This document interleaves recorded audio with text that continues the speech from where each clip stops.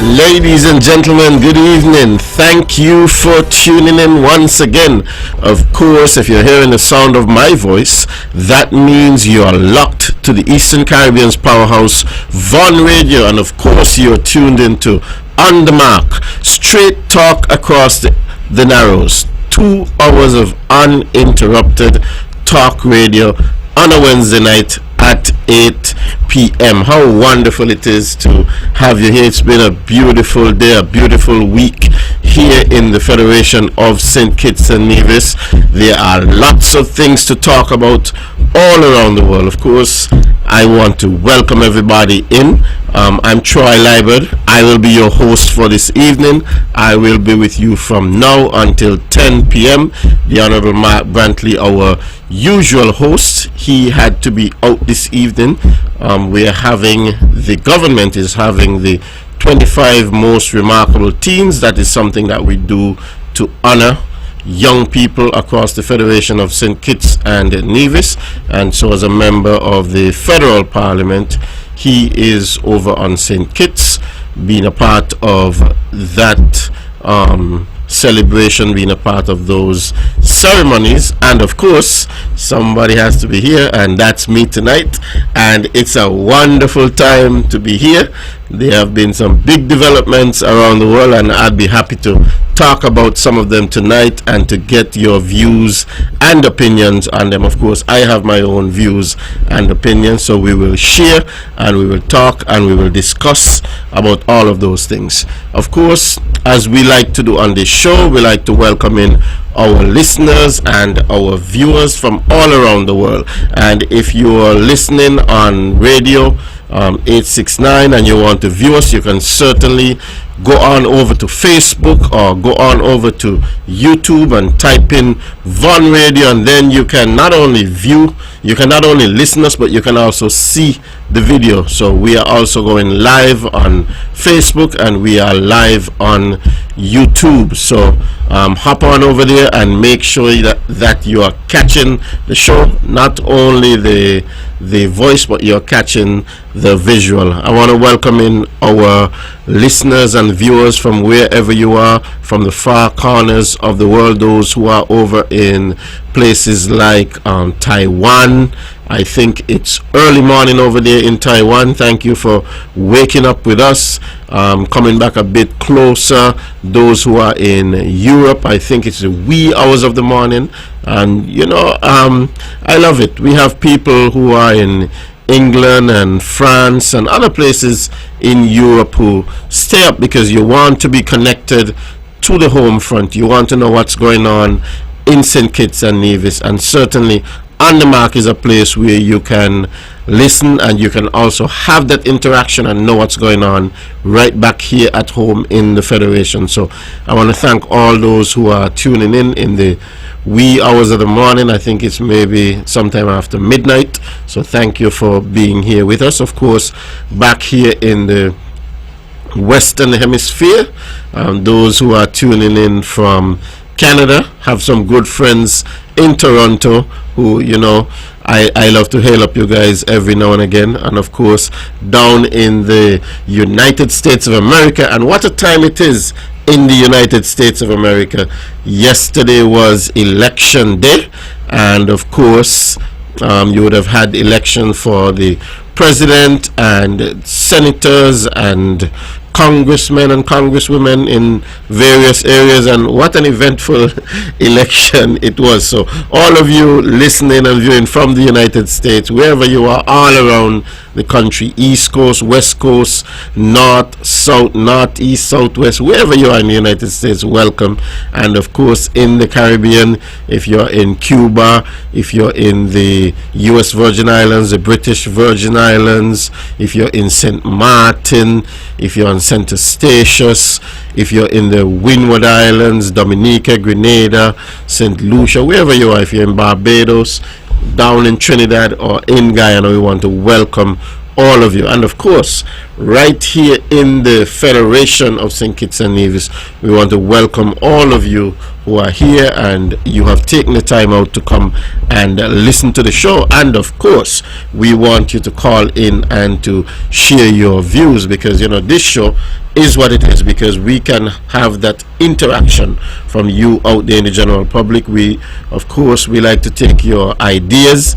Ironically, when the show was started, the Honorable Brantley was just coming into politics, was a budding politician, but now the show has evolved to where you have, for the past 10 years plus, you have had persons who are actually members of the Nevis Island government, and for some periods members of the federal government, who actually come here and host the show and field questions and take suggestions from members of the general public. So certainly that's a good opportunity to interact on that type of level and to get some things done. Of course, at the top of the show, we always like to celebrate with persons who are celebrating, persons who have had birthdays, anniversaries, whatever, the birth of a child, the birthday of your child, whatever the occasion is, whatever the cause for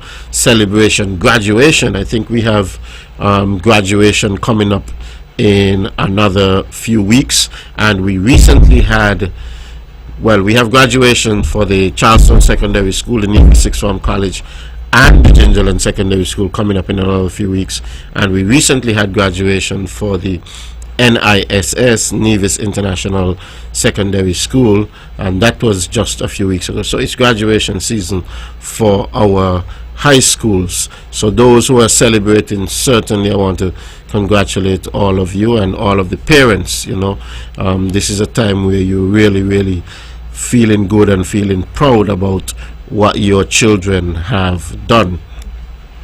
And of course, where there are highs, there are lows. So we have those persons who are on the flip side of this and who are mourning the loss of a loved one. And of course, we are a small society, and from us here at On The Mark, we want to show some solidarity with those of our people who have suffered some loss, some tragedy, the loss of a loved one. We want to certainly identify with you and bring that condolence. I want to make mention of Mr. Melvin McPherson Dorr, and he's of Hickman's Village, and he's more affectionately known as Brimshaw.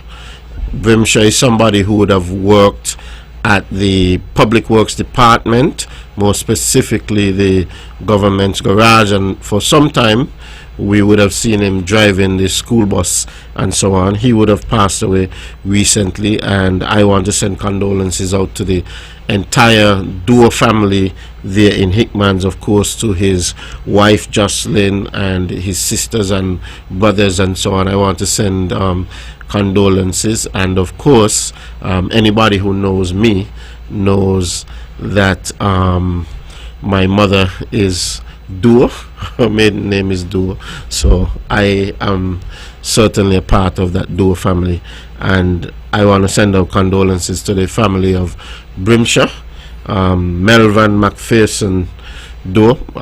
In Nevis we have some very expensive names, and only on official occasions sometimes we get to know what person's official given names are. Brimshaw is somebody I know very well. I would have worked at Public Works and we got along very well, so he's of course no stranger to me, somebody I knew, and I want to send condolences to the entire Dorr family, especially the Doors of Hickman's. I also want to send condolences to the Brown family of Pond Hill, and again this is one that hits close to home because I'm originally from Pond Hill.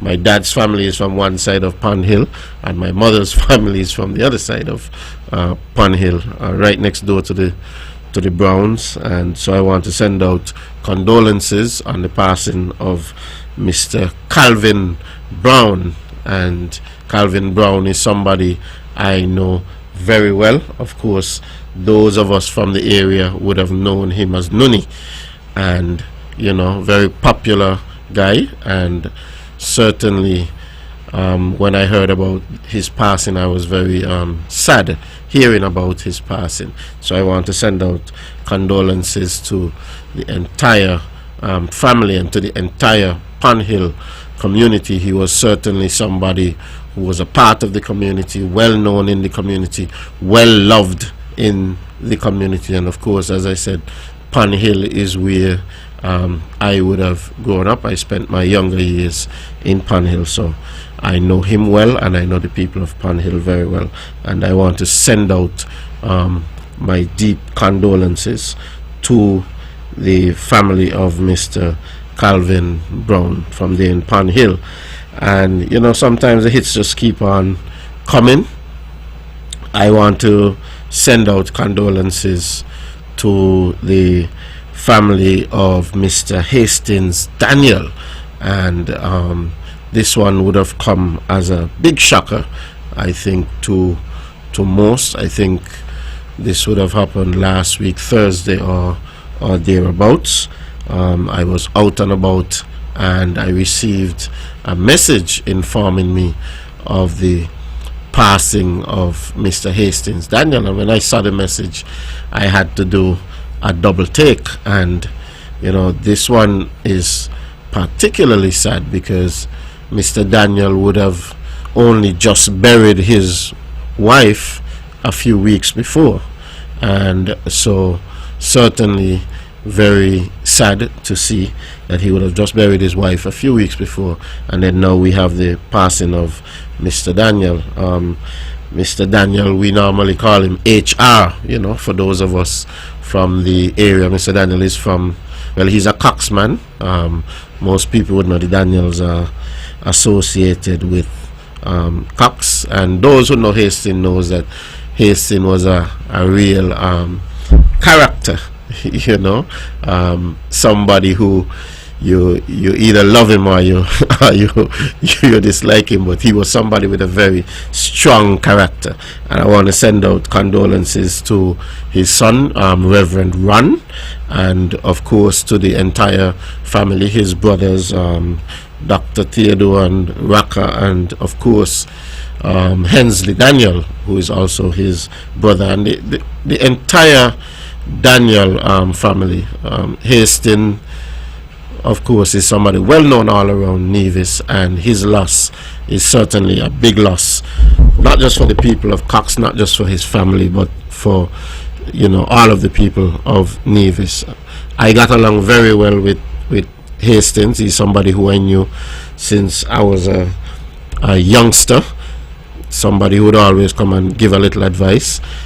Even though his politics was a little different from mine, politics never got in the way of us coming together and having a nice laugh or a nice joke. He was somebody who was always very jovial, very kind, and so on, and would be certainly missed. A big loss, unexpected loss, of course, but God is always in the midst, and God knows best, and it's for us to continue to live. So I want to send out that condolence. And to Ron is somebody who's, I get along very well with Ron.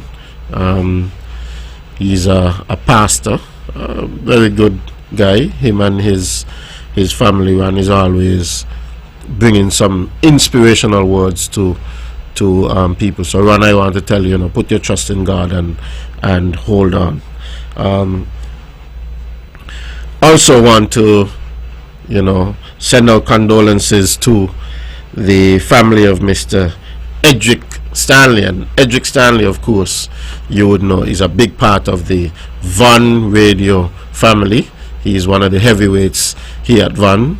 Well, Hastings was a heavyweight here at Van for a long time too, but certainly Mr. Edric Stanley, I like to call him Edric W. Whenever I see him, that's what I call him, Edric W. And certainly another giant here on the island of Nevis has passed on. Somebody who's very well known. Edric was a businessman, a politician, you know, somebody who would give you some good ideas and so on, and some good advice from time to time.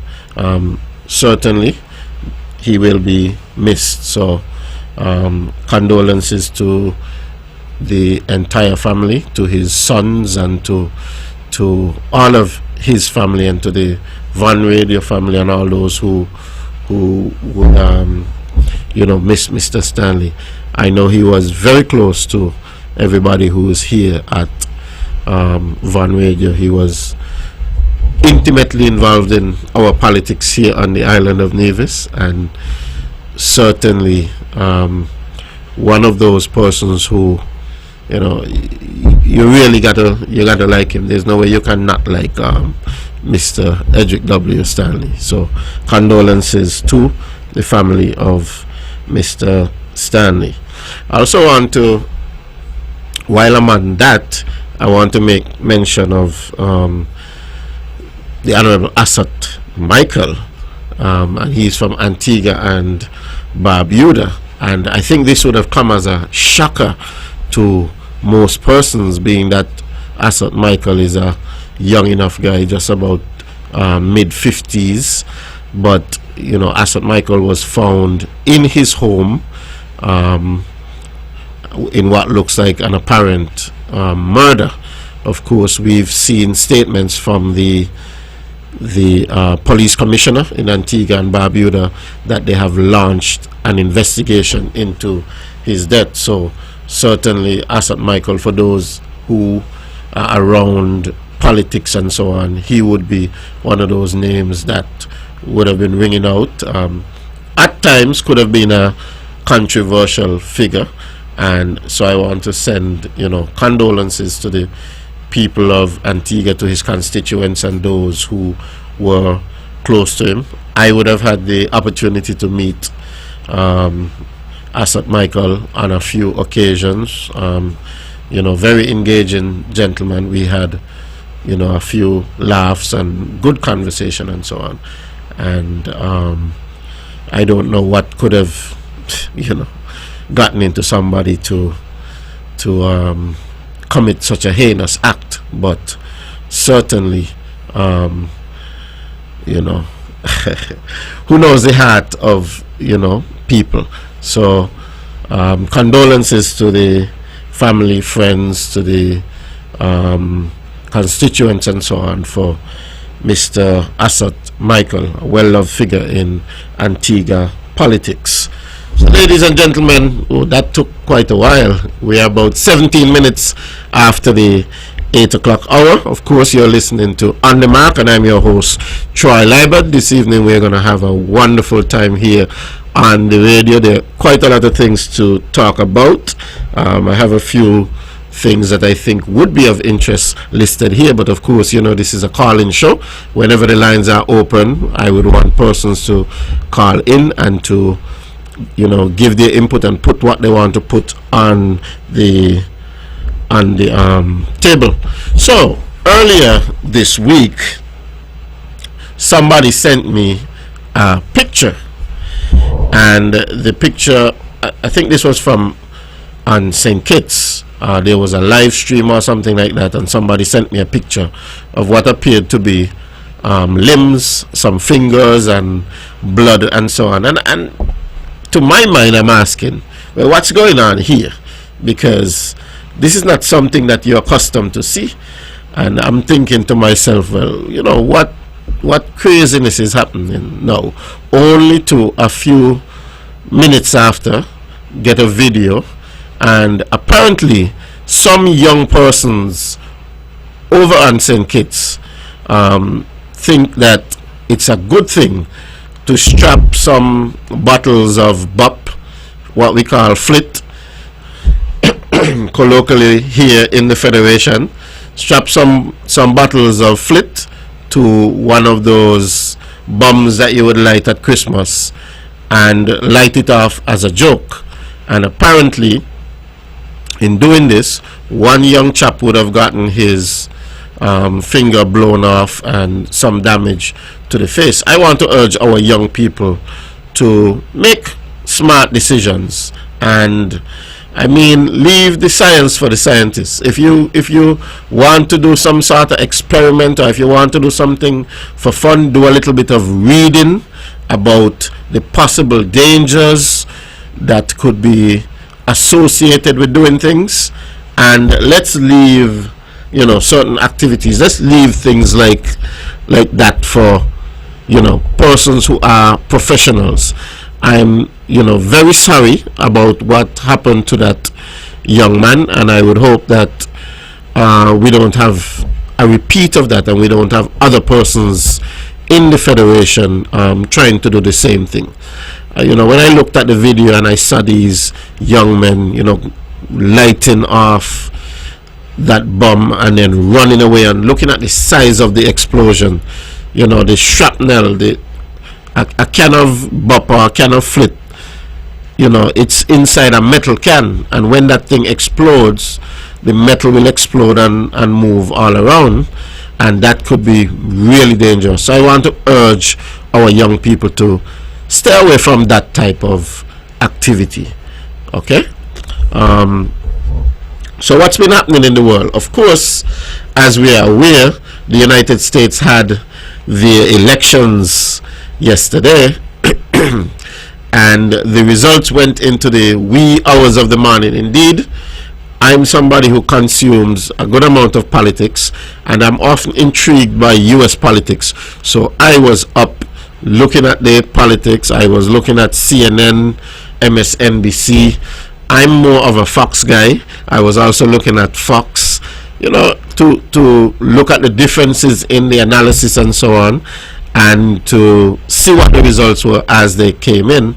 So about sometime going on to 3 o'clock in the morning, it was confirmed that Donald Trump, who was the 45th president of the United States, is now the president-elect of the United States, and all things going as they should, he will also become the 47th president of the United States, defeating the sitting vice president Kamala Harris in the elections that were finalized yesterday. And that has generated quite a bit of talk all over the news media and quite a bit of talk here in the Federation. I see it trending on Facebook. Donald Trump, as we know, is a what you would call a polarizing figure. Some people love him and some people dislike him.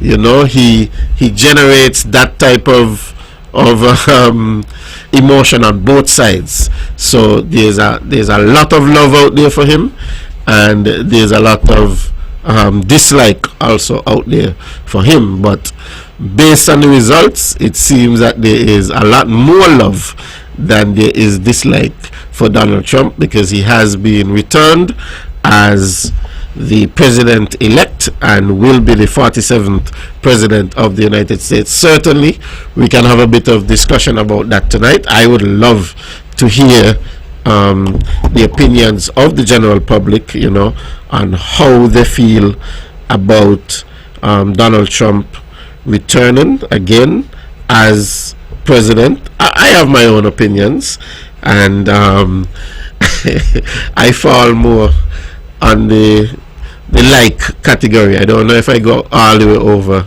onto the extreme, but I fall more in the favorable category when it comes to President Trump. But certainly that is something that we can talk about. Also, we had the opening of the parking lot area and so on at the MGR Park, that extension, that second phase of the MGR Park that goes all the way down to the beach in the area of Sunshines and Weekends and Turtle Time and those area. We had that opening ceremony last Friday afternoon, and of course, you know that that park has been built in conjunction with the government of the Republic of China and Taiwan, who have certainly contributed immensely to the development of Nevis and certainly to the development of the Malcolm Gishard Recreational Park. The Malcolm Gishard Recreational Park is now the go-to place in Nevis. Anytime you're having events and so on, weddings, parties, whatever the events, it has hosted big concerts such as Tropics. I think it has hosted 3 Tropics now. The last one was in Culture Armor 50. So MGR Park is certainly, you know, it has been a success. It has been something that the people of Nevis from all walks of life on Nevis can really hold on to and feel proud about. I think the last Mango Festival was at MGR Park, and that was a huge affair. Lots of people there at the Mango Festival. So the opening of the second part of the MGR Park was on Friday, and that was a wonderful event.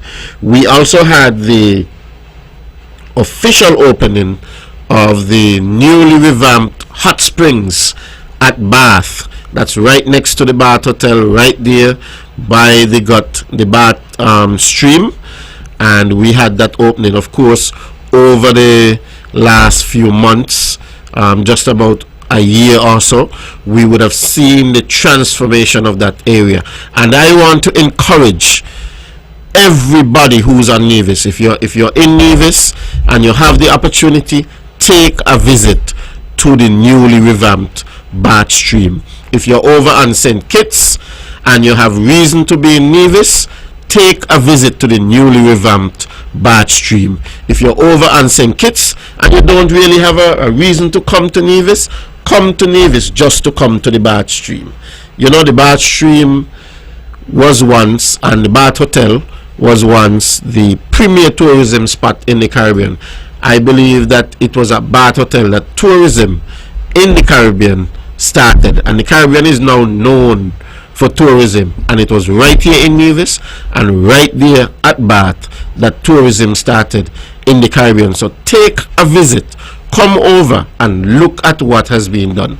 When I went there on Sunday for the opening, I was certainly blown away by the work that has been done, and I want to give kudos to the Honorable Premier, who is the Minister of Tourism, to his Permanent Secretary, Mr. Hanley, to the team at the Ministry and Department of Tourism, the Ministry of Tourism, all those who would have worked on revamping the Bath stream and getting it to the condition where it is now. The main bath, the one that's not down in the gut but on the side, the main bath has been renamed from Mr. Ken Evelyn. So that is now going to be the Ken Evelyn pool. Wonderful. Many years that thing would have been built by Ken Evelyn years ago, and for many years Mr. Evelyn would have been very diligent in maintaining it and so on. As a matter of fact, I've had many conversations with Mr. Evelyn right there at the Bath stream while he's there maintaining. I confess I'm not somebody who frequents the Bath stream, but whenever I have a little ache, if I go and do a little running or play cricket or play some football or whatever it is, and I have a little ache and pain, or I pull a little muscle, I always head to the Bath stream, because as they say, you crawl down into the Bath stream and then you walk out of the Bath stream. It is therapeutic. It works. Okay, so whenever I have a ache or I have a pain, I head on down to the Bath stream. I go down early in the morning and then I come back down in the afternoon. There are some people when they see me at the Bath stream, they say, well, which part of you hurt you know? Because they know I only show up when I have some sort of pain. And lots of work has been done to the Bath stream, but I think that the project that has taken place over the last year has been transformative. So it's a completely different look. I think it's something that Nevisians, Kittitians, all of us could be very proud of. So if you have an opportunity, go down to the Bart stream. And for those of you who have been there and have seen it, you can certainly call in when the lines are open, and you can certainly talk about it.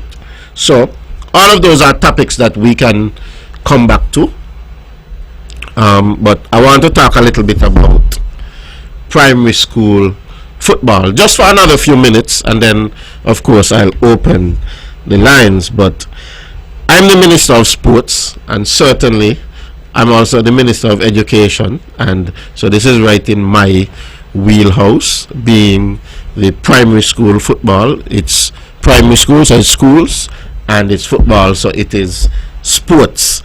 And so I want to talk a bit about the National Bank, the St. Kitts Nevis Anguilla National Bank primary school football tournament. We had the primary school football league for 2024, and this would have been from October 4th to November 2nd. I believe the league was too short, you know. And I would say that, to me, I'm going to make a statement that's just a little bit controversial, but not really. I would say, to me, that this year was the first year that we had football in Nevis, primary school football. Okay? And the reason I say that is because of the amount of interest that I saw in the primary school football tournament this year. It has been a real revelation. I tell you, when I went to the park for the very first match day, I was blown away by the crowd. Okay? And primary school football is something that has been happening in Nevis for many years. Don't mind my statement where I said this was the first time we had primary school football. This was the first time we saw that level of interest every single match day from the general public. That is what I meant. But primary school football has been in Nevis for many years. As a matter of fact, I played primary school football when I attended the Gingerland Primary School. It's now renamed the Joycelyn Liburd Primary School. But yeah, I played primary school football. In those days, you would go to Cumbermere, and you go all over the island and you play football. I think my dad had just bought a pickup, so the whole Gingerland primary team used to jump on the pickup, and he would carry us to the football game. But the games were played, you know, at 1 in the afternoon and so on. And you never got that amount of public support. But now we have seen some changes. The game has evolved, and the public, the Nevis public, is coming out to support. And so I want to thank the general public, you know, because having the support of the general public makes the whole world of difference. So I want to give a few highlights from the tournament. Of course, we had 10 schools participating in the tournament this year. The 10 schools were the St. Thomas's Primary School, the Joycelyn Liburd Primary, the Ivor Walters Primary, the Charlestown Primary School, the Violet O.J. Nichols Primary, the St. James Primary, the Nevis Academy, Montezuri Academy, the Elizabeth Pemberton Primary, and the Maud Cross Prep School. So 10 primary schools competing in the tournament this year. And the good folks who came up with the format for the tournament this year, in their wisdom, decided to have all 10 teams play on every single match day.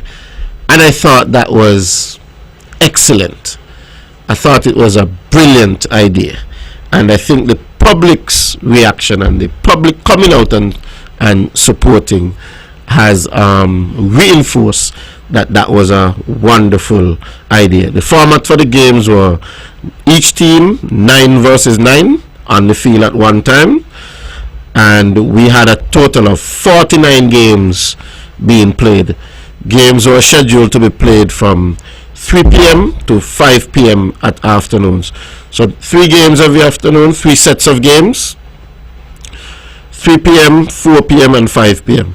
So at 3 p.m. we had 2 games, 4 p.m. we had 2 games, 5 p.m. we had 1 game. Such a wonderful tournament. The officials for the tournament were Mr. Kimball Ward, who was the head official and also one of the organizers of the tournament. Mr. Kimball Ward from right here in Bath Village. Mr. Alger Newton, also one of the organizers of the tournament. Mr. Garfield Virgo, Mr. Jalden Myers, Miss Yolinda Warner, Mr. Jeffrey Lewis, Kezron Archibald, Carice Farrell, Datriel Stanley, Malik Thompson, Onaje Amri, Mario Palmer, Jeremy Richards, Jermaine Wickham, Tariq Brown, Kerisha Powell, Jason O'Dane, Roselle Liburd, and we had our recorders, Charlene Martin, Davronique Maynard, Chanel Gishard, and Kadeem Taylor. Those were the officials for the tournament. And in those names, of course, there are some youngsters there too. So they are volunteering early. In terms of awards, we gave a top player from each school award. And the top players from the schools were, for the Ivor Walters Primary School, we had Kevin Herbert. For the Joycelyn Liburd Primary School, we had Kelron Liburd Jr.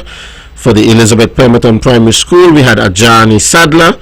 For the Charlestown Primary School, we had Tariq Roberts. For the Maud Cross Preparatory School, we had Rosen Daniel. For the St. James Primary School, we had, Akalieja Herman. You know, sometimes these names. For the Montezuri Academy, we had Jaden Daniel.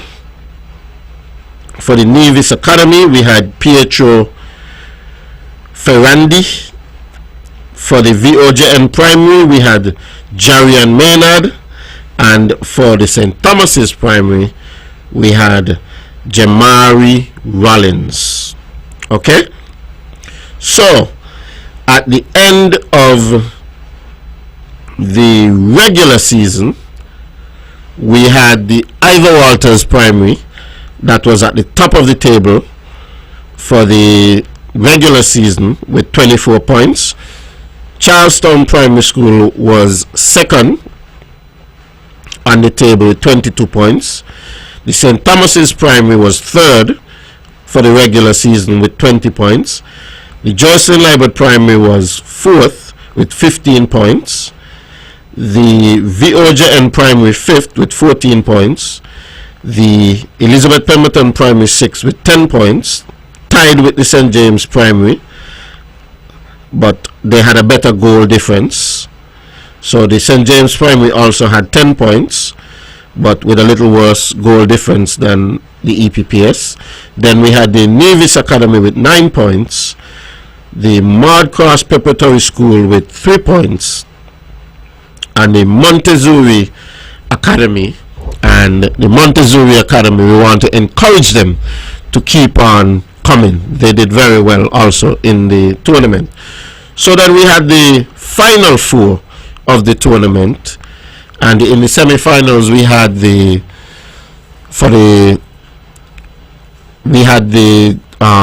Gingerland Primary School or Joycelyn Liburd Primary School coming up against the Charlestown Primary School. Gingerland would have won that game and would have made it to the championship game. Then we had the St. Thomas's Primary coming up against the Ivor Walters Primary School. We had the St. Thomas's Primary coming out the victor and therefore playing in the first place game.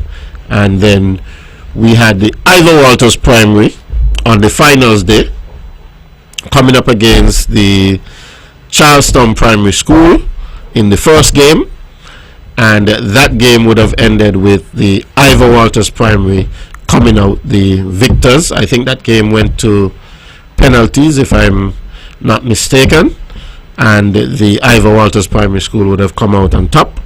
And then we had the final game with my alma mater, the Joyce and Liburd Primary School, versus the St. Thomas's Primary School. And two of my children would have gone to the St. Thomas's Primary School, so I was very conflicted here. And my son is a student at the St. Thomas's Primary School. So this was a wonderful final for me. So whoever won, I won. Okay? And the St. Thomas's Primary School came out the grand champions. The game would have been won 2-0. So St. Thomas's would have won over the Joyce and Liburd Primary School 2-0. And I think the general public really came out and supported, and they really enjoyed the tournament. So for the tournament overall, for the finals, we had the MVP of the finals, or the player of the game, who was Jamari Rollins of the St. Thomas's Primary School. For the overall tournament, we had the outstanding female player, and that was Ronnie Isles of the St. Thomas's Primary School. And yes, I think it's necessary for me to comment on young Isles, because young Isles was not just the most outstanding female player, but she was as good as any male player on the field at any time during the tournament. Or let me put it this way, she was as good as any player on the field at any time during any game. I enjoyed watching her play. Many a times she would outrun the boys and so on. So she was truly remarkable on the field, and would have been adjudged the most outstanding female player for the tournament. So that's Ronnie Isles of the St. Thomas's Primary School. For the young and upcoming player, we had Josiah Mead of the Charlestown Primary School. For the Fair Play Award, we had the Montessori Academy. So that's the overall team for the Fair Play Award. For the best goalkeeper for the tournament, we had Tivern Herbert of the Ivor Walters Primary School. For the best defender of the tournament, we had Alge Gishard of the Ivor Walters Primary School. For the top goal scorer of the tournament, we had Kevon Herbert, and Kevon and Tivern are twins, and both related to me, so I guess that's where they get their footballing talent from.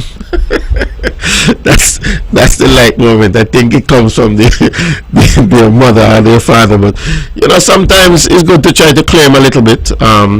So yeah, they're family and they are very outstanding, so sometimes you try your best, but people know better. Okay. The most outstanding player, or the most valuable player for the entire tournament, was Jamari Rollins of the St. Thomas's Primary School. And based on the games that I would have watched, I think this was a well-deserved award. So for the regular season, the champions for the regular season would have been the Ivor Walters Primary School. But of course, you know, at the end of the day, getting to the finals and being the champion of the finals is the bigger thing. So we gave a prize for the regular season champion nonetheless. So then for the final rundown of how it went, in fourth place we had the Charlestown Primary School. Third place we had the Ivor Walters Primary School. In second place we had the Joyce and Liburd Primary School. And the grand winners of the big National Bank football tournament, we had the St. Thomas's Primary School. And what a wonderful, and I keep saying it, and I say it because it's true, that we had a really, really wonderful tournament. On the day of the finals, I believe we had maybe about 1,500 people at the E.T. Willett Park watching the finals. And for almost every other game before, we had at least 700-800 persons coming to the park to watch primary school football. I don't think I had ever seen that on such a consistent basis. The year before, for the finals, we had a decent crowd. And I think 2 years prior to this year, we had an okay crowd again for the finals. But for this year, the crowd was big all the way through. And I want to send out kudos to the hard-working people at the Department of Education, to the hard-working people at the Department of Sports. I also want to send some kudos to the hard-working people at the Department of Youth, because the staff at the Department of Youth, they would have come on board to volunteer and to assist with running the games. And of course, the hard-working staff in our schools, our teachers and our coaches. And I want to thank the parents too for coming on board and buying in to what we were doing. And you know, I'll talk a little bit about what has happened, because primary school football was not always like this in Nevis. As I said, football has been played for many years, and the interest was just not there. So a few years ago, we decided to make a tweak. And let me go more to the beginning. I want to single out Nicola Fraser, because a few years ago we brought Nicola Fraser to the Department of Education, and she has been assigned as the education officer with responsibility for sports, health and wellness and those type of things. And she has been, you know, she has worked out very well, okay? And pairing her with Mr. Alger Newton from sports, and also with Jamir, who is the director of sports, you know, they have been able to bring some ideas and to bring some life to the football. So we first made the decision to play the football a little bit later, and a few years ago we did that. That worked out well. We started to see some interest in the football. Last year we got a lot of interest in the football, and then this year now we came up with a different format where we had the match days, and on the match day every single school would play.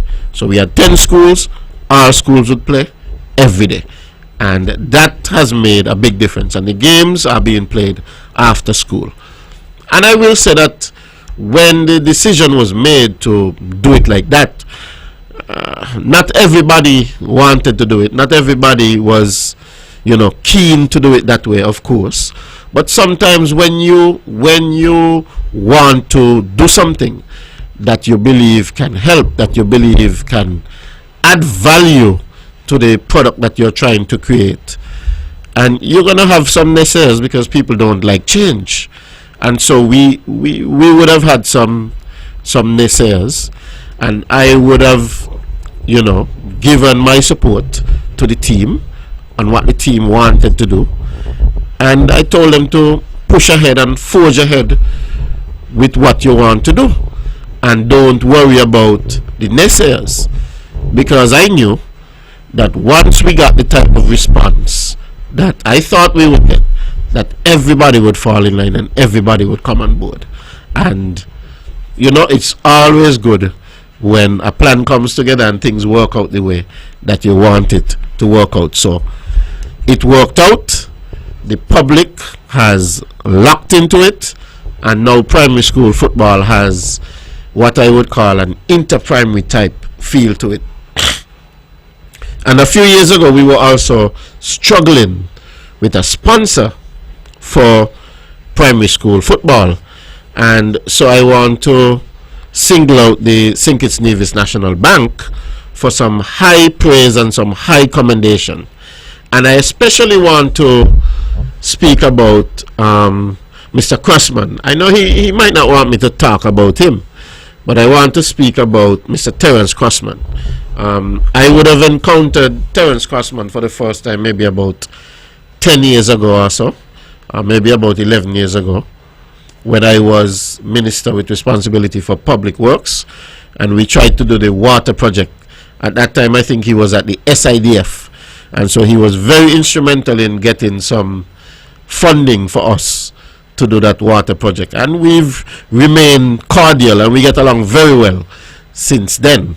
So since Mr. Crossman has taken the job as the managing director of the National Bank, you know, we have been in contact, because I'm always out there looking for sponsorship and so on, wherever I can get sponsorship to assist with all of the things that we want to do within education and sports and so on.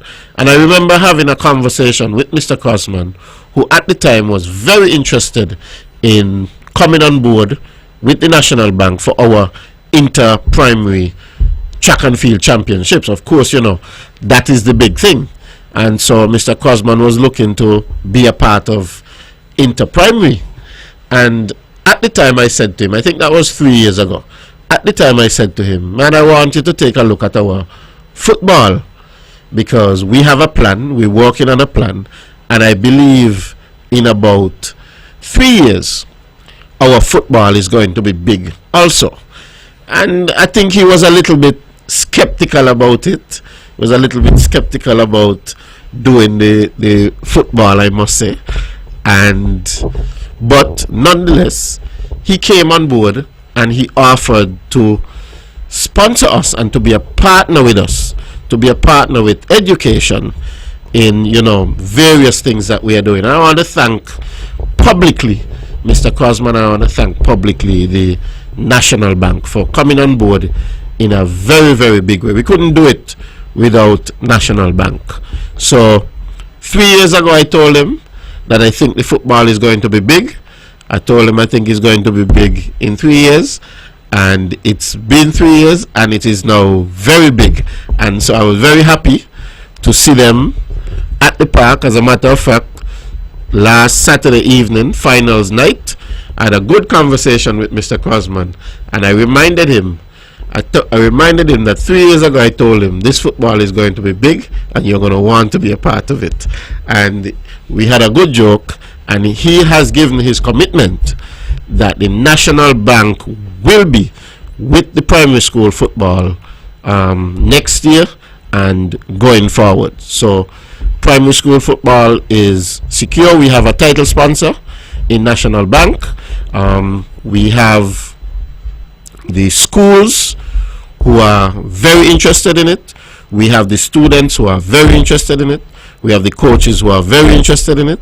And we have the folks at the Department of Education and at the Department of Sports who are willing to go out there and to do the work to ensure that we have the type of tournament that we want. And this is not just for the sake of having the tournament, but it is, you know, for our students to be able to have that exposure. Football has a lot of opportunities. It's just earlier this year that we sent off about 4 or 5 young people from Nevis to universities in the United States on scholarships, on football scholarships. So we are not just playing football for the sake of playing football, but we are looking at the future of our young people. And there are scholarships that are available not just to young boys, but also to young girls. So scholarships are available to both genders. And so I want to continue to promote football. Ladies and gentlemen, you're listening to On The Mark. I'm your host, Troy Liburd. I have had a long run tonight. As a matter of fact, we are 10 minutes before the 9 o'clock hour. Of course, this is a call-in show. I hope you know that you guys haven't fallen asleep there listening to me. So I want to open the lines. When the lines are open, the numbers to call 869-469-1616 or 1700. We have our first call for tonight. Caller, you're on the mark. Good night. Troy, good night. Yes, good night. Proverbs 29, verse 22 and 23. An angry man stirreth up strife, and the furious man abounded in transgression. A man pride shall bring him low, but honor shall uphold the humble and spoil. Sympathy is going out to all who lose their loved one, especially Victoria Walden. She was a nurse, she was a matron. Like you forget about that. I am sympathy unfortunately I wasn't aware. They and then at government road. And to Ralph Hutton.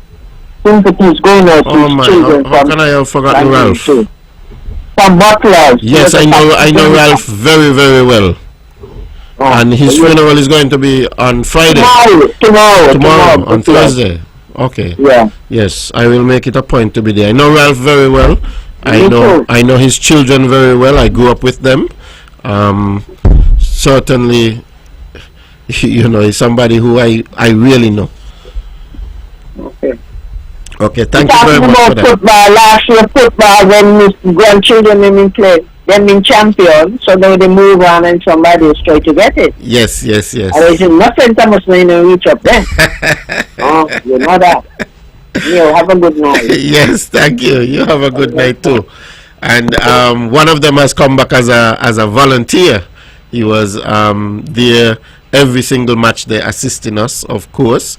These are young men who they are go-getters, and once you keep them on the right track with the talent that they have, I think they can go very, very far. This is all about the young people, and once we keep the young people on the right track, I know that we have the talent here in Nevis for people to go very far. We have another caller. Caller, you're on the mark. Good night. Hello, good night. Yes, go ahead.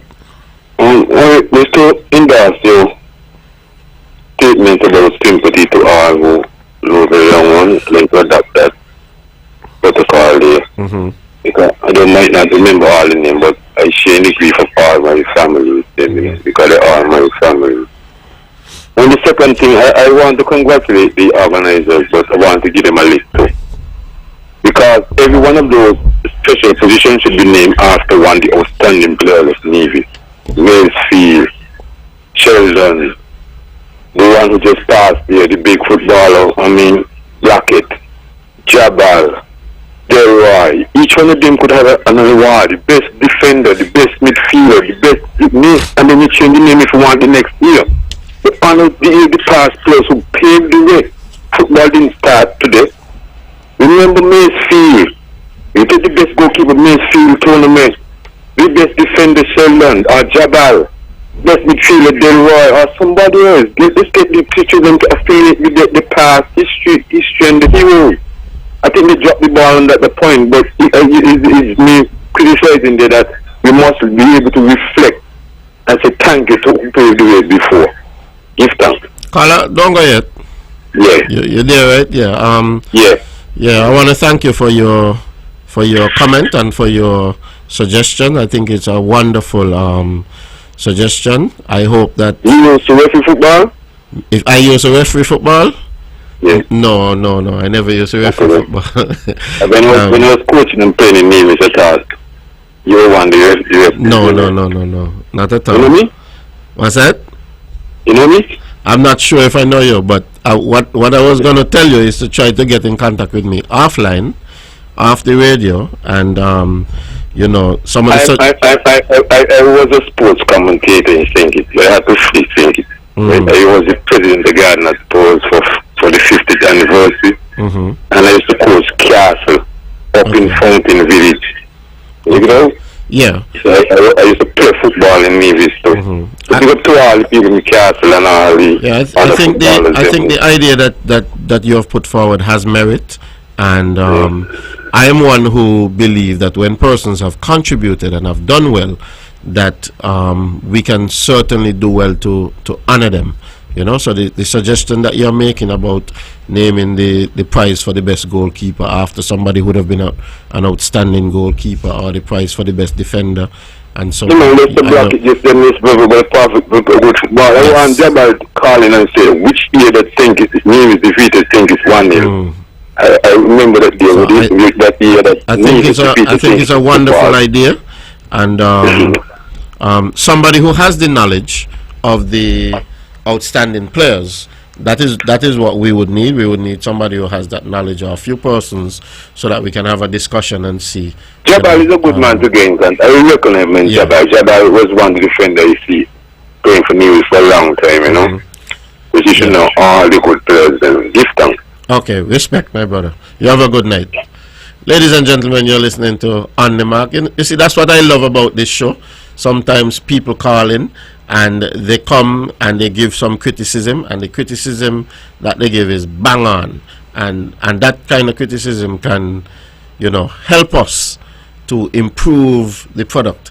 As I said about the football, we have been on a mission to really improve and enhance the product, and getting ideas from the public, you know, is one step closer to where we want to be. Let's go back to the lines. We have another caller. Caller, you're on the mark. Good night. Good night, Charlie. Yes, good night. Yeah, good night. I calling you now for a couple of days because I left school since last year November, and I go school every day, looking at after that greenhouse up there. And you were telling me last week they do some work down there with the backhoe and they move the wire. And I pick up the wire last week Thursday to put up Friday. And Thursday night you want to tell me they go down there, and it's got to be somebody out of the school there. Go down there and pick off all the cucumber, pull up all the herbs and pick off all the pepper. What we supposed to pick Monday for the school, and they call you to tell you what's going on, and up to now you don't answer my phone. Caller, we can talk about that off the air. No, he bother me because there's some big cucumber in the middle of there. And I got on the Sunday because Friday and mine putting up the fence. Lacey went and water, so I didn't go inside there. Me outside and mine put up the fence. When I got on the Sunday, I didn't know you Saturday. When I got on the Sunday, I wanted to know what really going on. I called Lacey like some. It's a Friday when she watered the nine there. So they go Thursday night and they pull them up and go with them. Nothing that can't be right. Because I don't get every day God, so I deal with them, and me ain't getting $1 to do it. And it bothered me. And whoever went there, some ton hand gave the guys a lot of cucumber.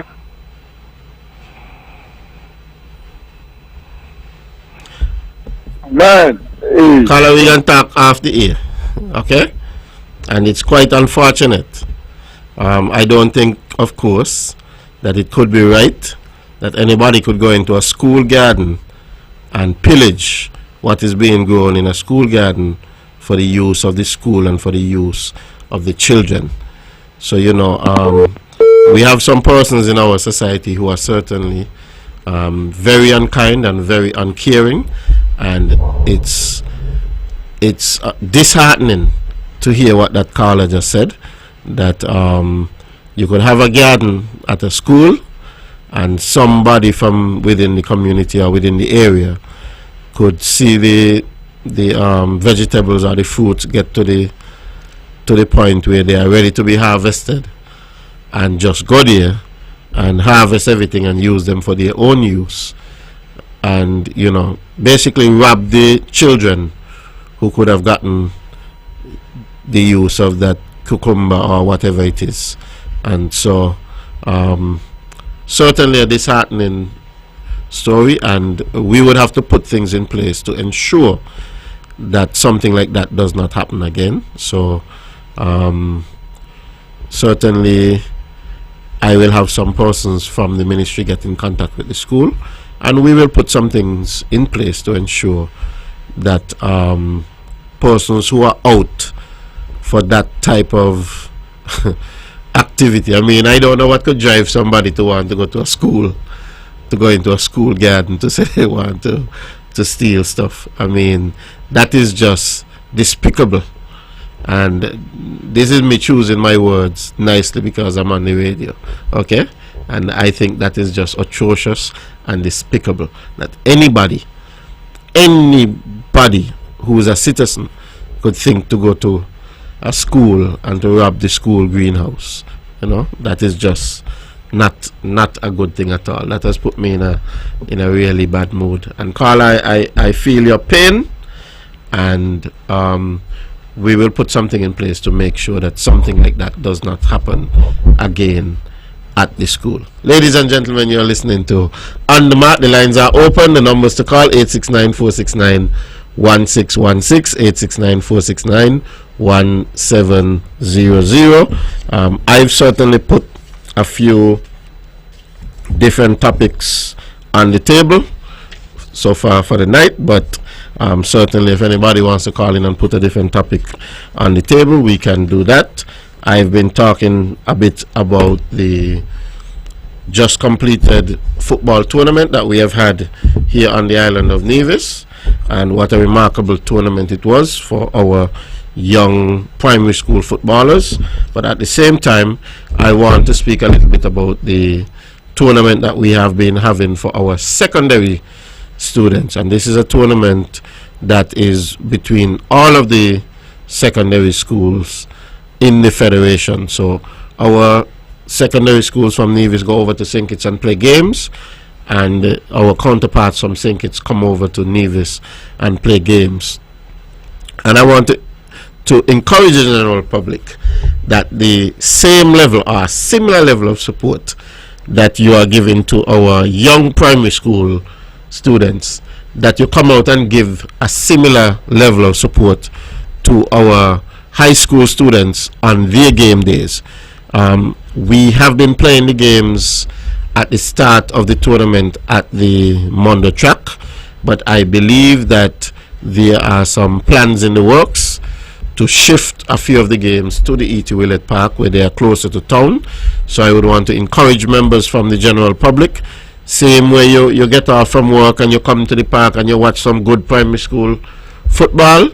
When you get off from work, when we have match days, when we send out the flyers for match days, that you come to the park and you support our boys in high school playing football. I think you're going to be surprised at the skill level of some of our boys. So I want to encourage the general public to come out and to support them. I also want to encourage the general public to come out and support our young girls who are also engaged in a netball tournament. We have a high school netball tournament that's going on between St. Kitts and Nevis, and of course games are being played at the Grelhull Stevens netball complex. And I think we have been sending out the flyers for the game days. So I want to encourage those persons who are interested in netball and the general public who you want to come out and support your young people. I think we have two formats, which is an open, so all age school students can participate in that, and then we have an under 14 segment. I think those are the two age groups. Somebody could call and correct me if I'm a little bit off, but I want to encourage the public to come out and support our young people in the sports, man. They feel really good when they see the public out there supporting them. It's not easy to be at the netball playing, at the complex playing netball, and there's nobody at all there to support you, to be at the Mondo track playing football and you don't see that crowd support. So I think the crowd support makes all the difference, and so I want to encourage people to come out and to support as much as you can support.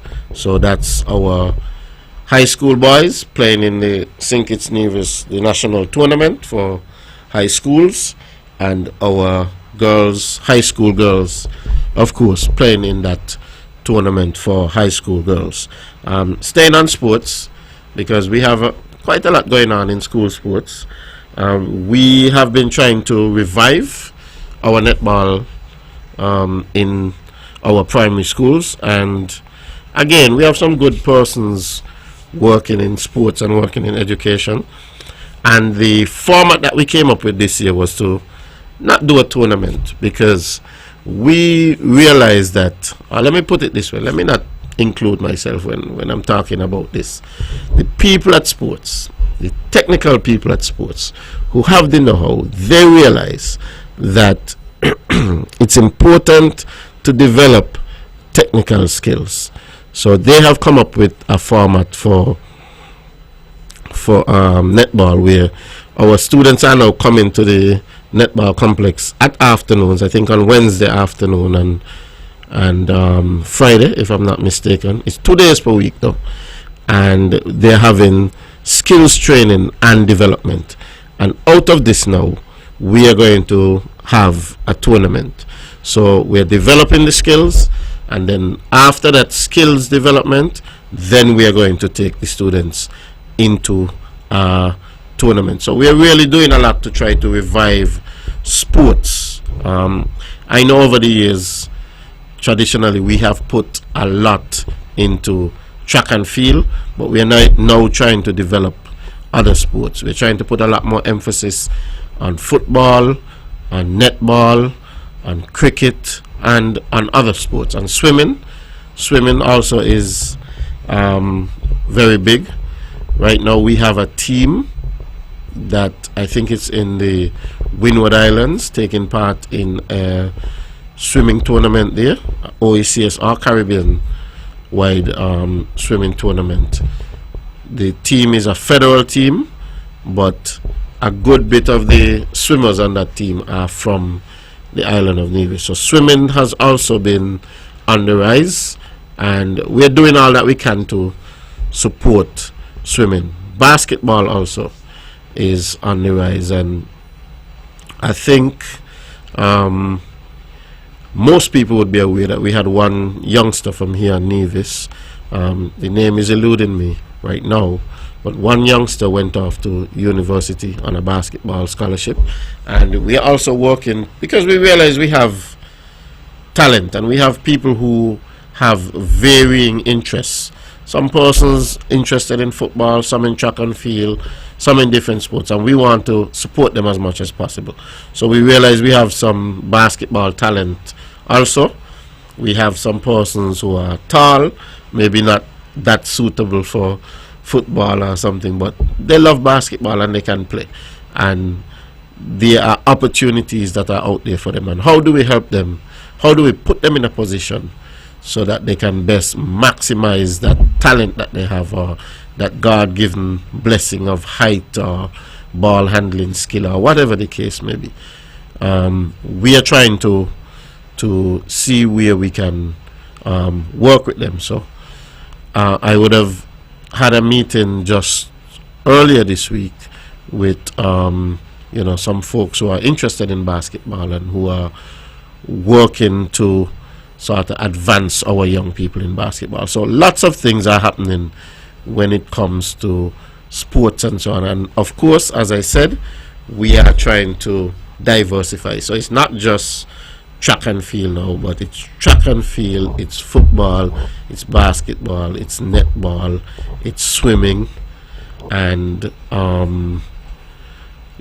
various different sports where we think that there are opportunities for students. Ladies and gentlemen, you're listening to On The Mark. It's about quarter after the 9 o'clock hour. It seems as though everybody must be watching the 25 most remarkable teens, because our calls are a bit slow this evening. I thought everybody would have wanted to call in to talk about Donald Trump going back into the White House as the president, and what that means for us here in the Federation, or what that means for the United States. I thought that people would have been clamoring to talk about that, but obviously I think maybe I'm doing such a wonderful job, people just prefer to sit back and listen rather than to call in and share their views. But of course, this is a call-in show, and sometimes we get lonely here,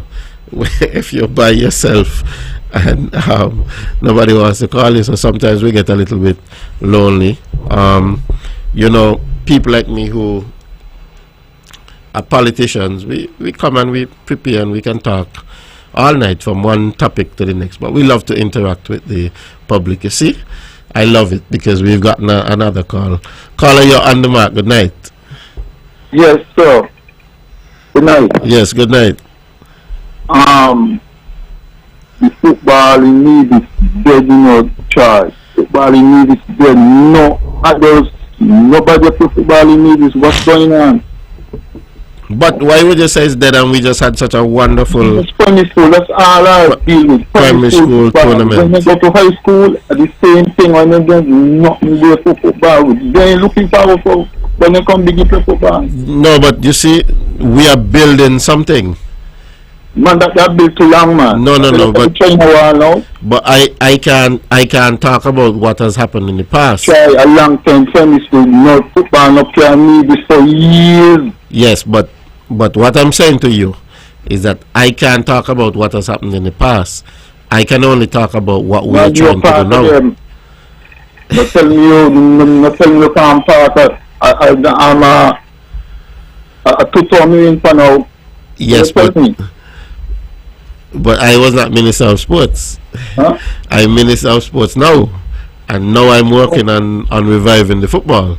And we have had partnerships with we've had partnerships now with the SKN Football Federation, SKNFA. As a matter of fact, Atiba Harris, who's the president, was over here for our finals game on Saturday. You would be aware that put it up a show. They just come to put up a show. You think so? We have Bart who have been participating in the federal football tournament. Needy football you talk about. No concern about Bart. That is not needy football. But local league I talking about. But you know we had a Premier's Cup last year where we played some games at Mondo Track. I think there were 4 teams from Nevis who participated. You are aware of that? Try, we need a league in Nevis. But that is what we're working on. For now, still for so long? Carla, I take what you're saying, and I agree that we need a league here on Nevis. We have a president. They're voting a president, a body, and the body just like Nevis Mountain. Come on for years now. You understand? The primary school football is a good thing. You know, say man, you know, that's the primary school football. But when you left primary school, what next? They play in high school, right? And then they play. I play high school football, man. They play as adults. When the children go high school, it's just like they're not interested in sport no more. So we're trying to keep that interest. As a matter of fact, we have high school football going on right now. If you were listening to me a few minutes ago. You understand that, but at a federation level. Yes. Just so you have a primary school, just so you have a primary school championship. We need a high school championship. But there are only 3 high schools. I'm not talking about federal level. No, but what I'm to prepare them for when the federation level come up now, then don't fit and condition for the federation level. Carla, I understand you, but understand how many high schools are there in Nevis? Try, no matter what you work with all of that. So we would have a tournament for just 2 teams. Work with them to play not one game, them to play 10 games. Them to play 10 games. We go back to John with that. And when the football when the federation now have the high school championship, they don't condition for that. So then just go into the federation high school league.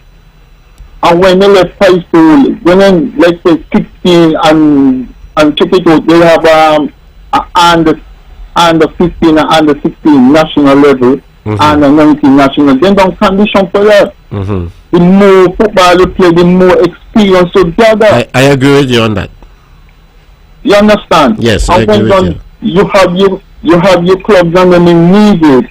That when you're in school, then to go to the club and then set up themselves to reach national.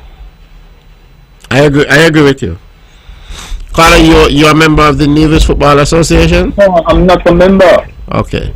Well, I think that the association could benefit from having persons like you join the association. Right. Not everybody could be a part of the association. I understand that, but somebody like you who have such good They don't want to ideas. hear nothing from me, then send me to control the seat. You understand? They don't want to hear nothing from me. But they need it in spite of what I try to rekindle, that's good. But when you read adult 16 go up for the club level need is football dead. And that is bad. Carla, we need people who are willing to come on board and to work to revive the football. That's what we need. It's just an athletics store. I have a big son and dance with primary school at athletics. And when high school come, hardly anybody out there around. It's bad, man. It's bad. And you start both scholarship, but you know, you love me then. The fiance never say about the teenagers and them when we say the teenagers and them down well and all that. So Carla, what do you think we can do about, you know, to bring back that interest or to keep that interest? What do you have any suggestions? The same interest you have in the primary school, take into the high school. So you think it's a lack of interest from the general public? Because the interest is there. Everybody. The interest is certainly there from the government level. The schools. I don't think so. We have put coaches in the schools, in the high schools. These coaches don't know what they're doing. But Carla, our coaches, most of them, they are certified. I watch couple football in the park with the tennis. We already talk about kick up the ball. No. They got to teach you from basic from small. Kick up the ball. Kick up them football in my time when I was going to school. As we used to do, we go with the break and the football go on the pitch. We just fire a big and run behind the ball. I don't know. The coach and them don't post the team properly. Even if they got qualified, they have them papers and they don't know what they're doing. You hear me? I hear in your Carla. I think maybe what we could do is get you to work along with one of the coaches, or to work along with one of the schools. Everything starts someplace, you know. Sometimes you just got to bring along one. I'm a guy who have my own business and I work by car. Suppose I decide to go by school to work, to deal with the school, and somebody call me to do it. I'm going to take care of that thing. Well, I now I understand that, Carla, that you have other obligations. Yes. I can't abandon my family. I have great responsibility. You understand? I understand. So, but this thing is, I see them down there and then just chicken with the head from them. I say, in this age here, in this era, no man. Try. We guys come back on them. I hear you, and you've made some very solid points, and you see, at the end of the day, though, we will need people to come around, people who are going to be willing to work along with the youth. we can all talk and say anything we want to say, but nothing is going to change, and we won't be able to move forward unless we have people who can bring the ideas, people who can bring that commitment, people who are willing to give up their time to really try to make a difference. Try, you're paying people to do these things. Please let them do their work properly. Are you paying you? You understand? You're paying them. Please tell them to do their work properly. It's very exciting. It was exciting to see all these schools on them playing football. That is good. But what next? Is that I ask him what next? You understand? Have a good night. Thank you very much, Carla. Well, you know, I think the caller makes some very valid points, but at the end of the day, as with anything that is going to be successful, we need people who are going to be committed. We have another caller on the line. Let's go back to the line. Caller, you're on the mark. Good night. Troy, good night. Good night. I'm sorry it's not Mark tonight. Troy, I got all these bushes coming from, and Troy, they're making it a dumpy. People see at the back. People see how people dumping garbage. If they get the bush clear, I could have seen who throwing them garbage. Caller, where is this we're talking about? Caller, Mark know where I live. But Mark is not here right now, so. Okay, I live Stony Grove. I live Upper Stony Grove. Mm-hmm. And I live just by water department. You come round there. You see how much garbage people got and the thing from the house and they throw them there. The old near the last house try and they push them. Mm-hmm. I want to know if the government can't get a back and just push down them bush. I'm making a note of it. Okay? Try to set somebody want to drive through and come and see. They're making it a dumb heap now. Okay, caller, that doesn't sound good. I'm gonna certainly have somebody come out and drive through the area, and we'll see what type of relief we can get you. Yes, okay, caller.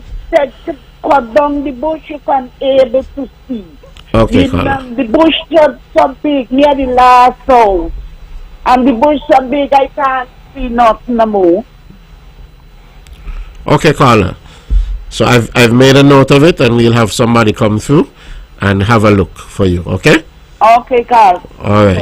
You have a wonderful night. Okay? Thank you. Thank you very much. Ladies and gentlemen, you're listening to On The Mark with your host, Troy Liburd. Tonight, we are about 25 minutes after the 9 o'clock hour. The lines are open. The numbers to call, 869-469-1616, 869-469-1700. We've been talking a lot about, we're going back to the lines. Let's go back to the line. We have a caller. Caller, you're on the mark. Good night. We're calling back to talk about the Donald Trump and Kamala Harris thing. It was no surprise that Donald Trump defeat Kamala Harris. Mm-hmm. Because when the dog whistling, as Obama talk about, one thing that she's up against, that I know she goes, America is deeply, I listen to some talk show, they're deeply racist against black people still. You believe that, caller? Yeah? You believe that? The evidence is to prove to that what Mark Brantley talked about last week, the prison industrial complex. When you're going to make a prison industrial complex that is occupied by less than half the percentage of the people, black people make up half the percentage of American population will be fully jails because they make big money from keeping us in jail. One study said that if they spend 19,000 euro on each family, they could save them people who go to jail. But instead they prefer to spend $35,000 to keep $1,000 to keep in jail, rather than spend 19 to prevent you.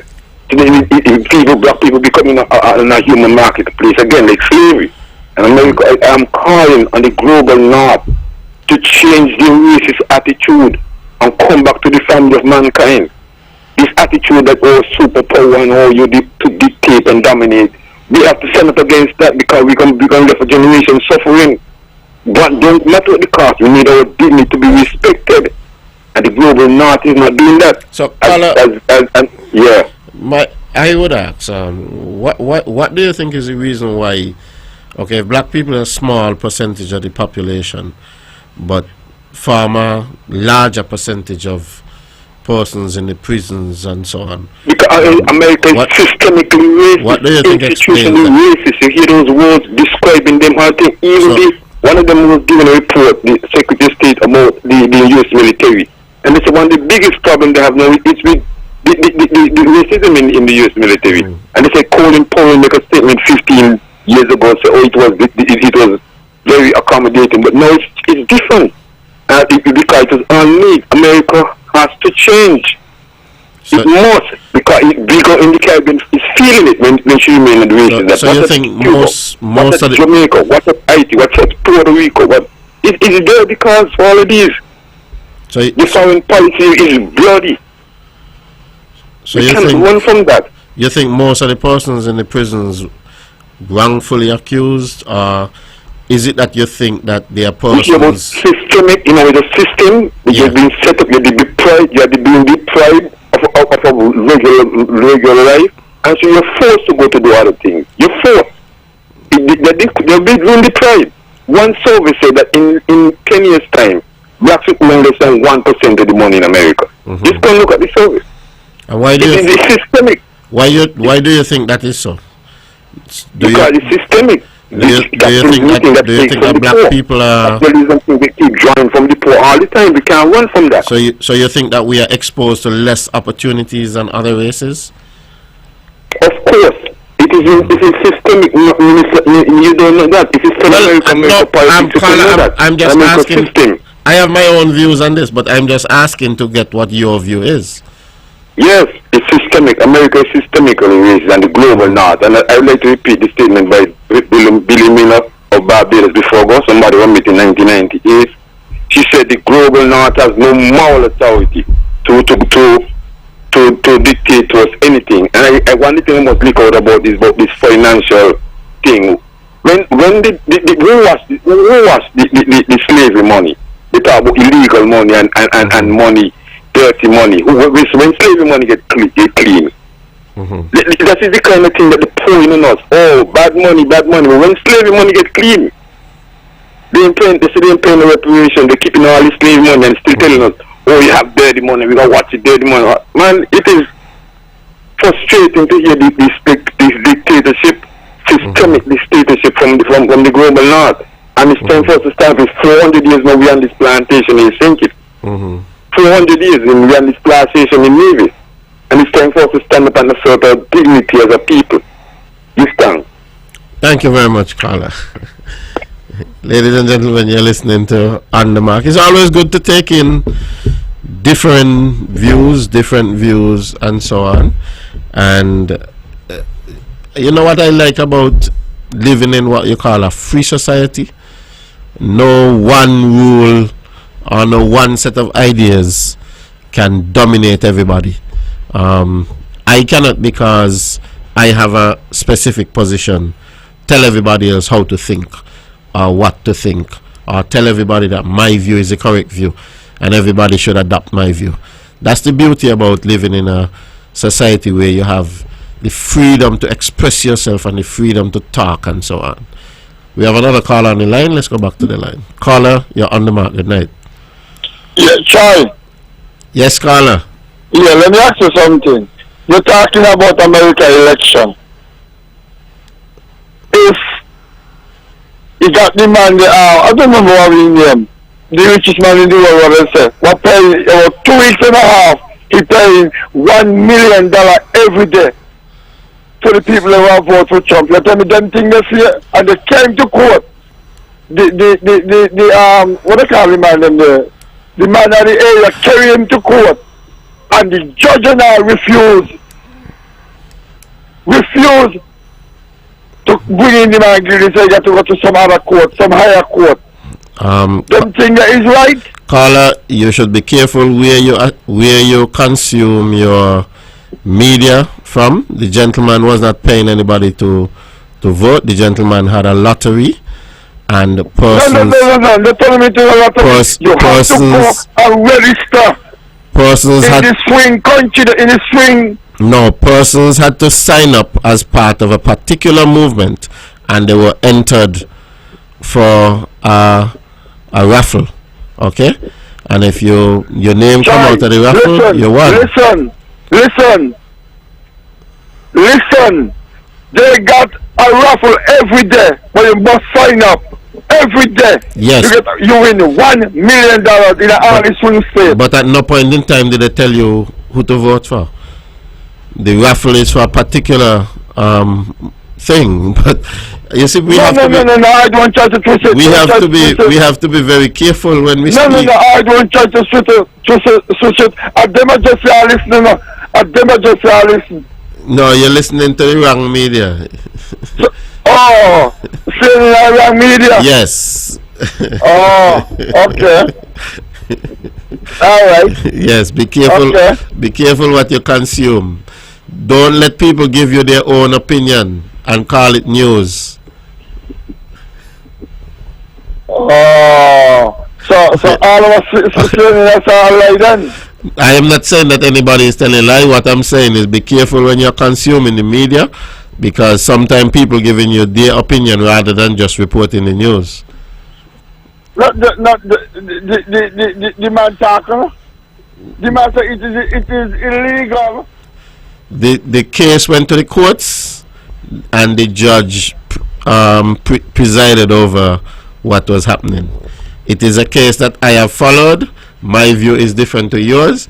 So what did judge say? What did judge say? The judge said that what the guy was doing was legal, and he has the right to do it. Oh my God! Oh my God! Well, look at your calling tonight in the why we not doing illegal? Yes, not illegal. It's legal. He has the right to do it. Only the swing states them one. It do me now. Well, anybody can go anywhere and decide to do a raffle where they want to do it. Oh. So why they got to come and register? They got to come and sign up their name. But that is the prerequisite for being a part of the raffle. Oh. Okay. Last night when the court, which party hit the with Trump? Everybody has a right to support who they want to support. Yeah, everybody got a right to support, but they're supposed to be paying nobody to vote. Well, I was not aware of anybody being paid to vote. Okay? Boy. Boy, hell just get bigger. the raffle was a raffle. So I take it that that you were supporting the lady to win? I come on their support. Okay. And so you're not pleased about the results that have come in? No, I come on, they mess up themselves because they get in power. The black people put them in power, and they must spend more money on top. The immigrants, them are they coming to the border, and spend more money and put them up in a house and all kind of stuff. I don't know. Okay. So you see? That's why the black people turn around and go vote in Trump. All right. But that man with the money, but not because he's the world richest man, he should be doing them thing there. All right, Carla. I bet you're going to raffle. Raffle done now. All right, Carla, you have a wonderful night. Yeah. Okay. Thank you very much.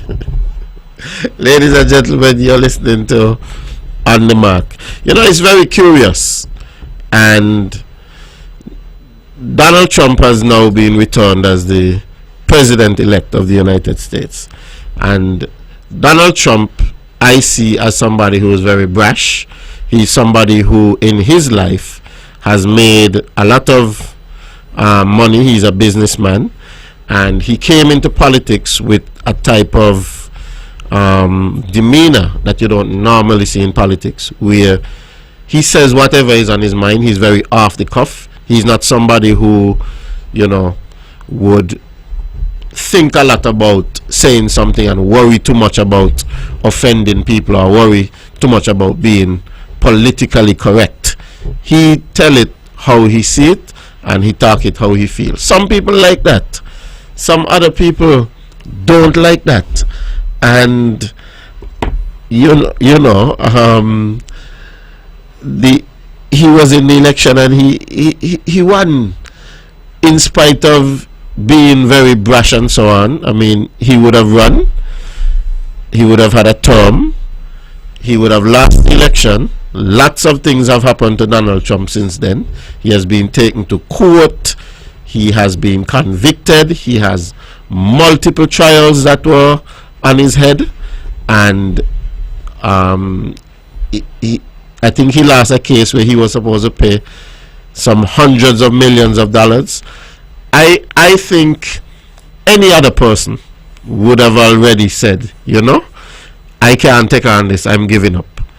But Donald Trump is somebody who persevered. During this election campaign, there was an attempt on his life. I happened to be watching the same meeting at the time when the attempt happened, and I think any other person would have already said, you know, let me pack my bundle and go. But Donald Trump has stuck with it. And you see, some persons don't agree with him because I guess his attitude and his demeanor and the way that he acts. But at the end of the day, the people went out and the people voted. The United States has a system where they have the electoral college. You need to get 270 electoral votes to win. Donald Trump was able to return more than 270, and so now he's a winner. So whether we agree with him, whether we like the things that he's saying, whether he is our choice, at the end of the day, he won. And we living in the Caribbean, we are a stone throw away from the United States. We are in the basin of the United States. So all of the things that happen there in the United States, they affect us.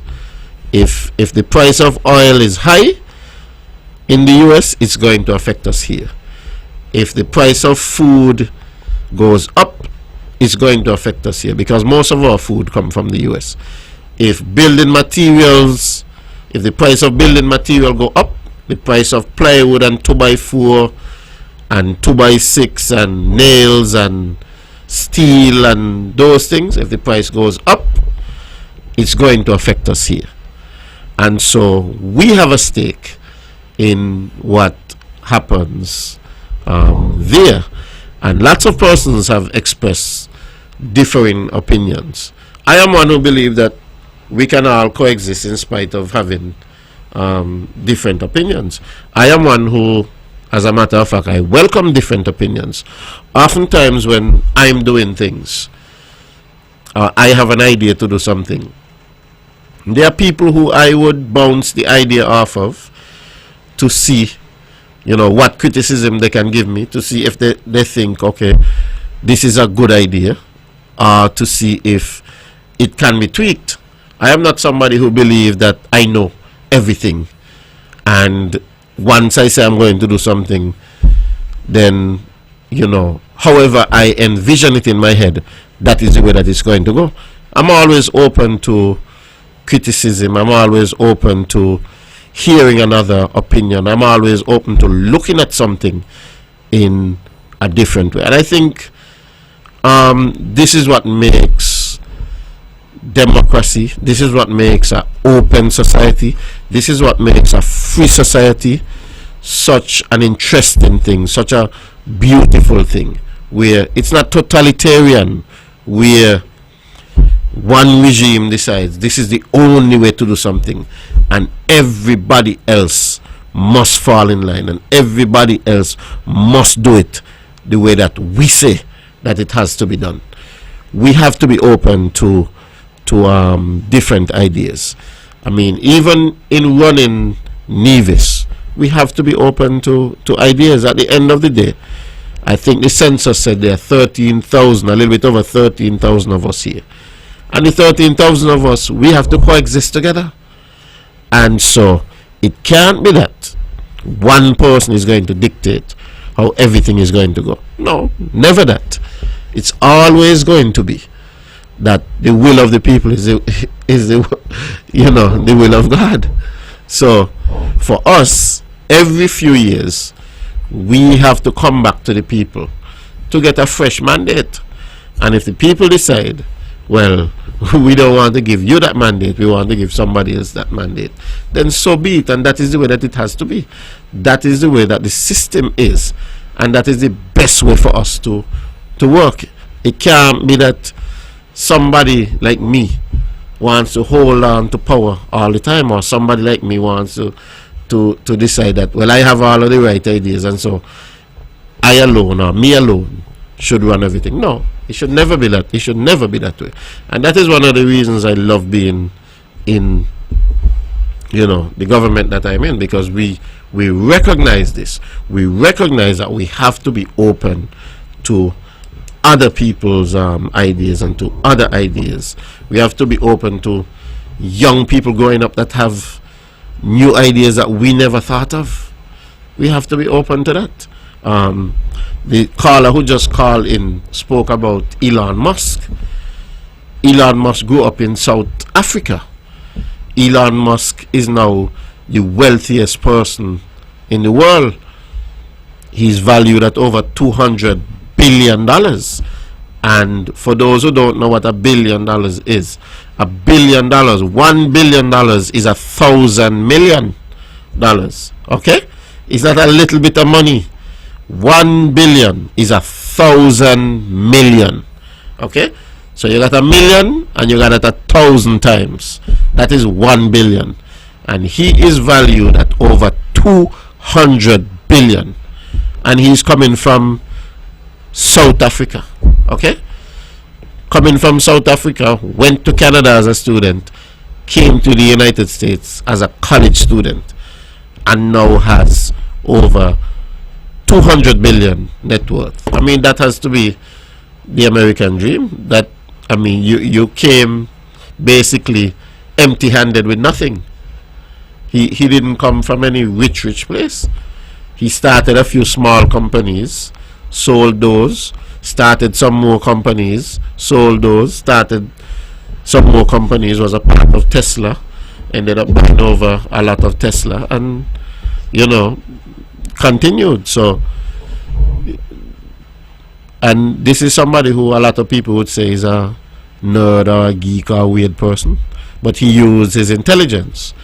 And so we got to use what we have, and once we are willing to work hard, then there are opportunities out there for us.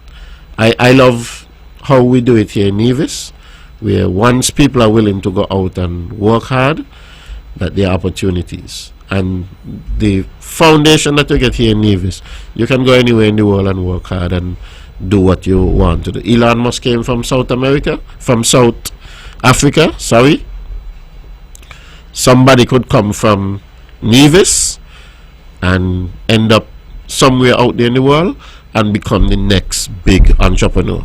I would love to see that.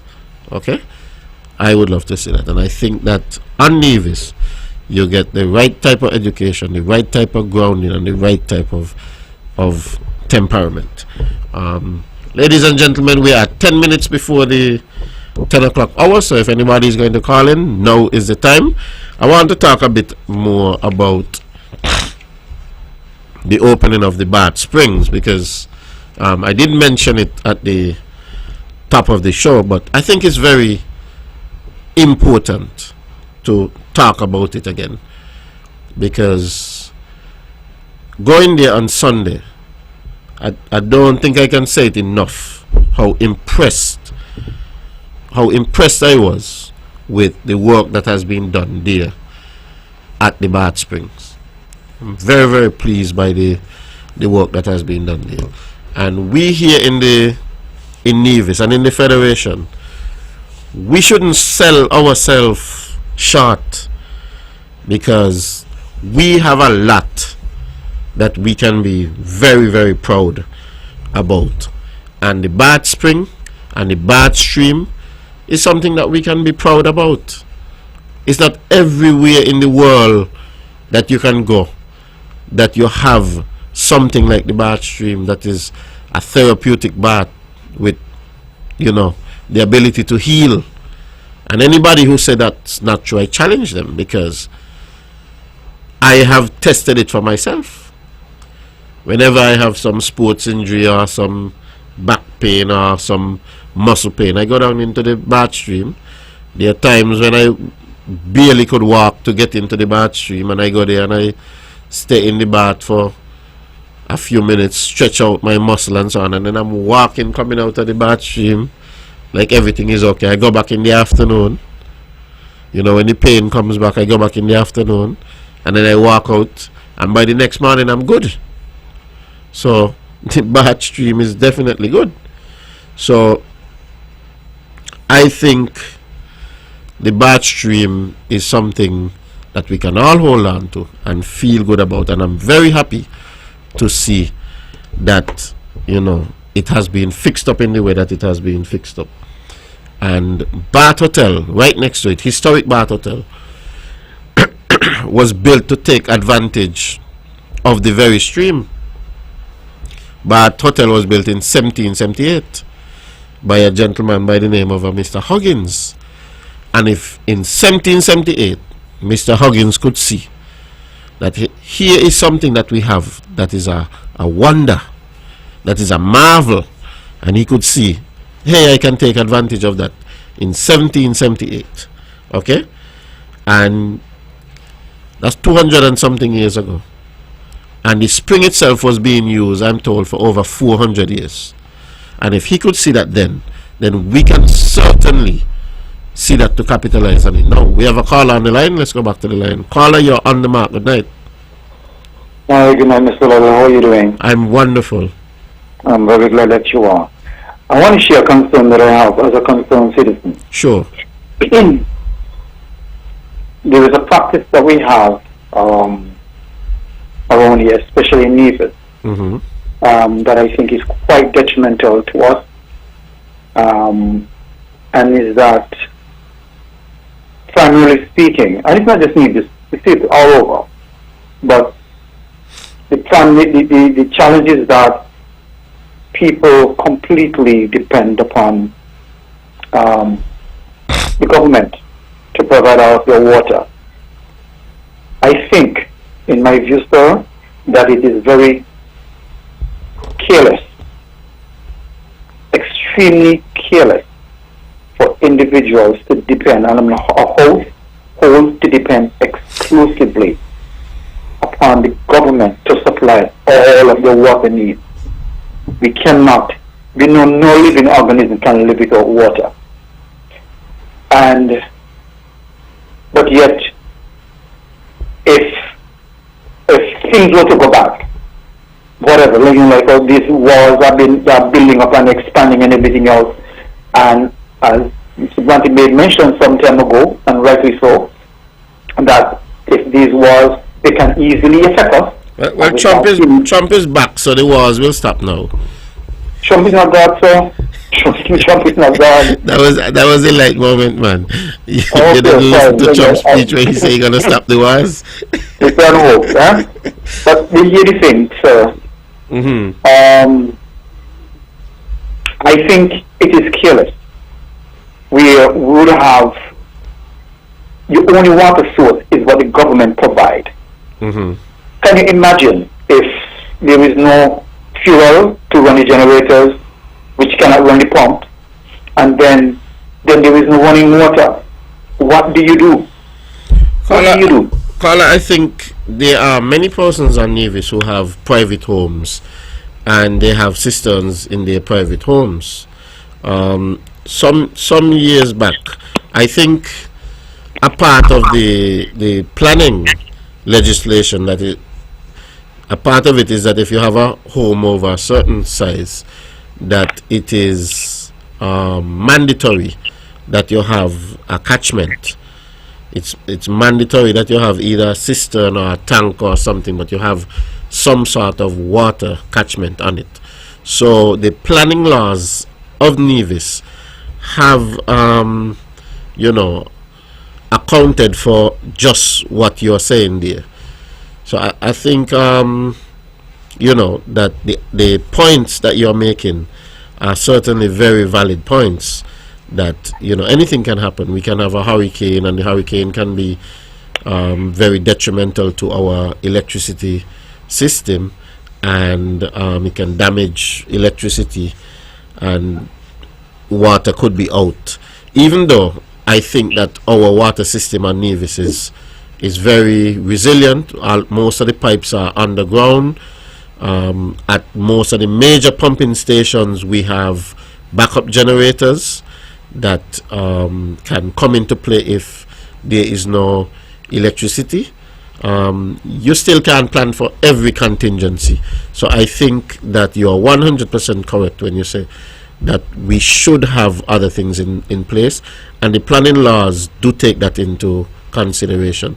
So the laws call for a catchment or a cistern. Well, I can appreciate that the laws do that, but I know of multiple houses that have been built and they don't have. And I think that I don't know how that happened, but the fact of the matter is I just want people, wherever, it doesn't matter. I mean, the beautiful thing about it is not just Nevis people here listening, but in St. and in Mount St. and Antigua and in the US and such like. If you should have a secondary water supply. And let me show you how bad it is, sir. And it's not even just Nevis. And I'm not just speaking to Nevis, I'm not speaking globally. There are certain countries, even in the US, it is considered illegal in certain parts, certain states, to catch your own water. It is considered illegal. In fact, there is some company, I can't remember the name of it, that makes it say that if you catch your own water, you can be taken cocoa because they have rights to the water that the rainfall that comes. Wow. And nobody has any right to catch water for themselves. I would have to look into that. And but my point is this, I'm encouraging people to be mindful of this factor. If you don't have a secondary water source, get it, because you cannot live without water. For those who pay rent, I really don't know what to I don't know. Well, they have to work with the landlord or the landlady in regards to that. But the fact of the matter, it is a need that needs to be addressed. Like I said, I know many houses that don't have that. Many houses they don't have that, and they should. Caller, your point is well made. Okay, sorry. All right. Okay, there's something else, but time is not my favorite. Yeah, we have to watch the clock. Yes. Yes, thank you very much for that. Your point is well made. I agree that water is certainly very important, and we should always have, that redundancy or that backup. Since you spoke about water, I'm going to finish off on water, because there are many places in the Caribbean, many of our islands close by, where you don't have full penetration of water to all customers available on island. There are some places where only the government water can only serve 50% or 60% of the population, where a lot of people don't have access. Here on Nevis, luckily for us, we have been able to have about 95% penetration, where the government water is able to reach most persons here in Nevis, and the quality of the water is really good. And I want to commend the Minister of Water and his team, the Honorable Spencer Brand, because right now they're working on a project to drill some more wells. I think they have completed one well already in the Maddens area, and they're working on another well in the Maddens area. And I think this is a good follow-up to the water enhancement project that we would have had, that started back in 2013, where we would have done a lot of tanks and so on, and now we are putting additional water into the system. So here on Nevis, we have invested to ensure that there is that water security. And as I would have said to the caller, there is a good amount of redundancy. We have generators and so on at most of the major pumps. So in the event that electricity goes out, we should be able to maintain the supply of water around the island. Ladies and gentlemen, I think this has been a wonderful show. Again, I want to thank everybody for tuning in. I want to encourage everybody to take a pass to the MGR Park, drive down on the beach, look at the wonderful work that has just been done. Also, definitely take a pass to the Bath Spring. It's a beautiful project there. Go spend some time, cool out a little bit, go into the stream, get refreshed. It is our stream, take advantage of it. If you have any aches and pains, go there and enjoy it. I want to send out commendations to those persons who would have been awarded as part of the 25 most remarkable teens. I think there are 3 persons from Nevis. The names should be posted. They should be all over the internet. I want to congratulate all of them. Ladies and gentlemen, it was my pleasure being here with you tonight, and I look forward to being back sometime in the near future. Do have a wonderful night. This show is going to be replayed tomorrow at 1, so if you didn't catch us tonight, catch us tomorrow at 1. Do have a pleasant evening, and thank you.